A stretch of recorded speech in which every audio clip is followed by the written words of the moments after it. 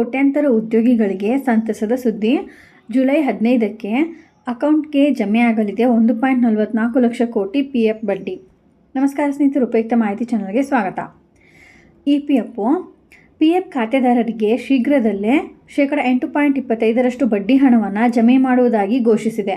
July 15ರೊಳಗೆ ಸುಮಾರು 34 ಕೋಟಿ ಖಾತೆಗಳಿಗೆ ಈ ಹಣ ವರ್ಗಾವಣೆಯಾಗಲಿದ್ದು, ಜೊತೆಗೆ ವೇಗದ ಸೇವೆಗಾಗಿ ಹೊಸ ಕೇಂದ್ರೀಕೃತ IT ವ್ಯವಸ್ಥೆಯನ್ನು ಜಾರಿಗೆ ತರಲಾಗುತ್ತಿದೆ. EPFO PF ಖಾತೆದಾರರಿಗೆ ಪ್ರಮುಖ ಮಾಹಿತಿಯೊಂದನ್ನು ಪ್ರಕಟಿಸಿದೆ. ವಿಷಯ ಏನೆಂದರೆ, ಪ್ರತಿಯೊಬ್ಬರು ಯಾವ ವಿಷಯಕ್ಕಾಗಿ ಕಾಯುತ್ತಿದ್ದಾರೋ ಕೊನೆಗೂ ಆ ಬಗ್ಗೆ ದೊಡ್ಡ ಘೋಷಣೆಯಾಗಿದೆ.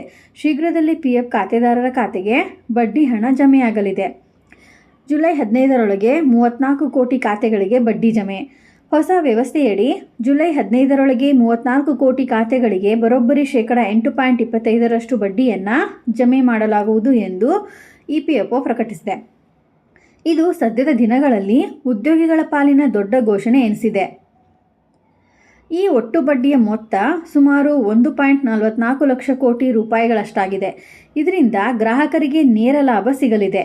ಜುಲೈ 15ರೊಳಗೆ ಈ ಮೊತ್ತ ಖಾತೆಗಳಿಗೆ ಜಮೆಯಾಗಲಿದ್ದು, ಕಳೆದ ಹಲವು ದಿನಗಳಿಂದ ಇದೇ ಘೋಷಣೆಗಾಗಿ ಎಲ್ಲರೂ ಕಾಯುತ್ತಿದ್ದರು. ವೇಗವಾದ ಮತ್ತು ಸುಲಭವಾದ PF ಸೇವೆಗಳು. ಇದರೊಂದಿಗೆ PFಗೆ ಸಂಬಂಧಿಸಿದ ಸೇವೆಗಳು ಇನ್ಮುಂದೆ ಇನ್ನಷ್ಟು ವೇಗವಾಗಿ ಮತ್ತು ಸುಲಭವಾಗಿ ಲಭ್ಯವಾಗಲಿವೆ. ಹೊಸ ಕೇಂದ್ರೀಕೃತ IT ವ್ಯವಸ್ಥೆಯನ್ನು ಸೆಂಟ್ರಲೈಸ್ಡ್ IT ಸಿಸ್ಟಮ್ ಜಾರಿಗೆ ತರುತ್ತಿರುವುದು ಒಂದು ಪ್ರಮುಖ ಬದಲಾವಣೆಯಾಗಿದೆ. ಇದು ಅತ್ಯಂತ ವೇಗದ ಸೇವೆಯನ್ನು ಒದಗಿಸುತ್ತದೆ.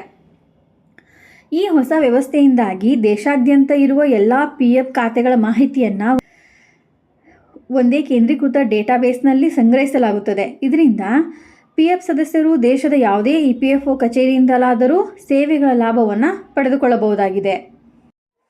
ಇದೇ ರೀತಿ ಮಾಹಿತಿಗಾಗಿ ನಮ್ಮ ಚಾನಲನ್ನು ಸಬ್ಸ್ಕ್ರೈಬ್ ಆಗಿ ಮತ್ತು ಶೇರ್ ಮಾಡಿ. ಧನ್ಯವಾದಗಳು.